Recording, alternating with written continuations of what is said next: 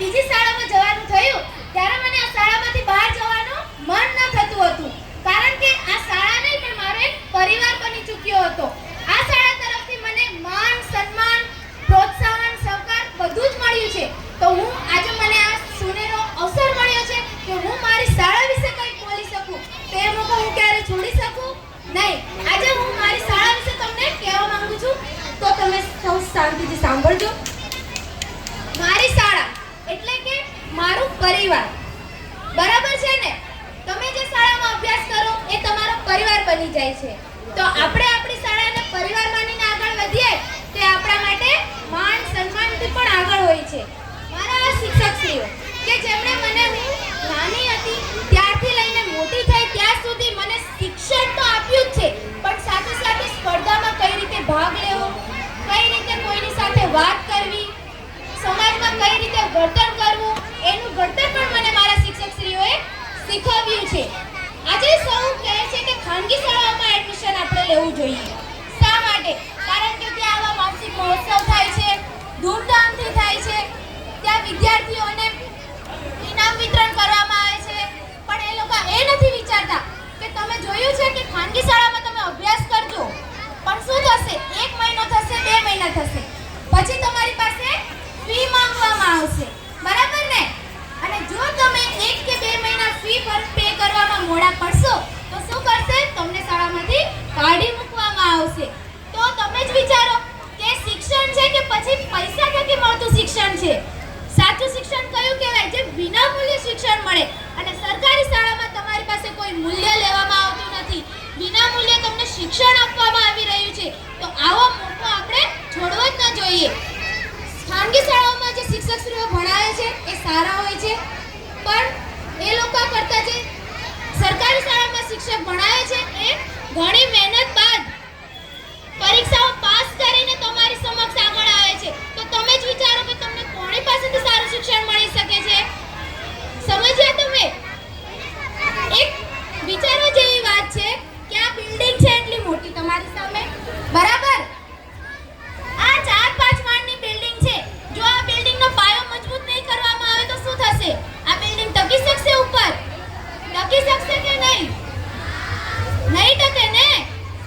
તો પ્રાથમિક શિક્ષણ જો તમારું સારું નહીં હશે, તમારો બેઝ પાયો સારો નહીં હશે તો શું તમે આગળ વધી શકશો? નહીં. એના માટે આપણે પાયો મજબૂત કરવો પડે છે. એના માટે આપણે સૌપ્રથમ કયું શિક્ષણ સારું હોવું જોઈએ? પ્રાથમિક શિક્ષણ, બરાબર? એક જે માતા હોય છે એ એના બાળકને પાલન પોષણ કરીને મોટો કરે છે. તે વિચારે છે કે મારા દીકરાનું કે દીકરીનું ભવિષ્ય ઉજ્જવળ થાય. એના માટે એનો જે કાળજાનો કટકો હોય છે તો તે છતાં જો તે રડતો હોય તો પણ તેને લઈને શાળામાં મૂકવામાં આવે છે. શા માટે? કે એનું ભવિષ્ય ઉજ્જવળ કરવા માંગે છે, બરાબર?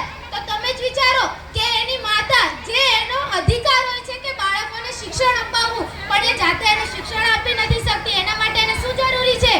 સારી શાળામાં એનું એડમિશન કરાવવું જરૂરી છે ને? એના વગર એનો બેઝ નક્કી નથી થતો, એનું ભવિષ્ય નક્કી નથી થતું. તો તમારે વિચારવું જોઈએ કે તમારે તમારી જે બાળકો છે એમનું એડમિશન ક્યાં કરાવવું જોઈએ?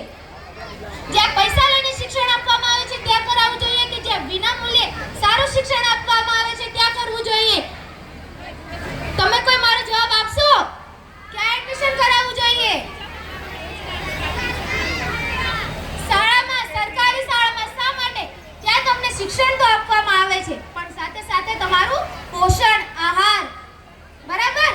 તમારું સ્વાસ્થ્ય કેવું છે એ અંગેની સારી માહિતીનું ધ્યાન રાખવામાં આવે છે. ત્યાં તમને ખાલી શિક્ષણ નથી આપવામાં આવતું પણ તમારું પૂરું ઘડતર કરવામાં આવે છે. હું ખુદ રાજસ્થાનથી બિલોંગ કરું છું. તમને બધાને ખબર છે કે રાજસ્થાનમાં દીકરીઓને ભણાવવામાં નથી આવતી.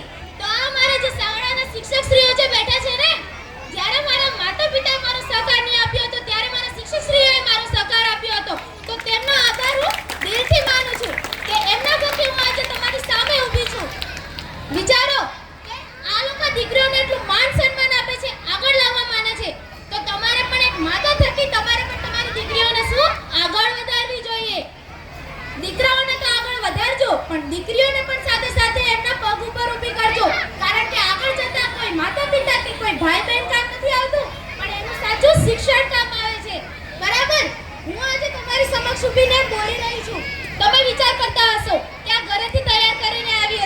નહીં, એક શબ્દ પણ હું વિચારીને નથી આવી.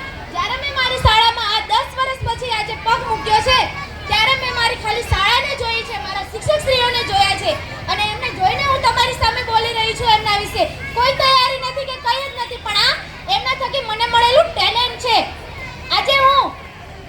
આજે હું તમારી સામે 100 જણા સામે તો શું, પણ 1000 લોકો મારી સામે બેઠા હોય તો પણ તેમની સામે બોલવાની હું હિંમત ધરાવું છું. એ પણ મારા શિક્ષકશ્રીઓનો આભાર માનવા હું માટે સૌને કહું છું કે તમારા જે પ્રાથમિક શિક્ષણ જે મળે છે, જે શિક્ષકશ્રીઓ પાસેથી શિક્ષણ મળે છે, એમનો આભાર કદી ભૂલતા નહીં. આગળ તમે ખાનગી શાળાઓમાં, મેં પણ ખાનગી શાળાઓમાં શિક્ષણ મેળવ્યું છે.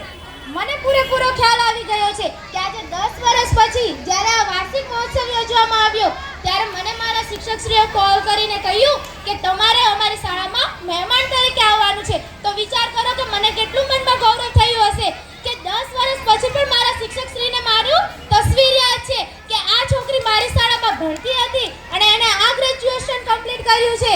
એમને મારા માટે એટલું ધ્યાન રાખ્યું છે, તો હું એમનો શા માટે અહીંયા આભાર ના માનું? હું દિલથી, ખરેખર દિલથી એમનો આભાર માનવા માટે માનું છું. બસ આજની આ સમય મર્યાદા થકી હું તમને એટલું જ વક્તવ્ય આપવા માંગુ છું. પણ છેલ્લે બે બોલ કહેવા માંગુ છું કે કહેવાય છે ને, એક કાવ્ય પંક્તિ છે, 7મા કે 8મા ધોરણમાં એક કાવ્ય પંક્તિ આવે છે કે જનનીની જોડ સખી નહીં મળે રે લોલ. શું કહેવામાં આવે છે? જનનીની જોડ સખી નહીં મળે રે લોલ. તો હું કહેવા માંગુ છું કે પ્રાથમિક શાળાની જોડ સખી નહીં મળે રે મોજ. બસ આપ સૌનો આભાર માનું છું અને અહીંયા જ મારું વક્તવ્ય પૂર્ણ કરું છું.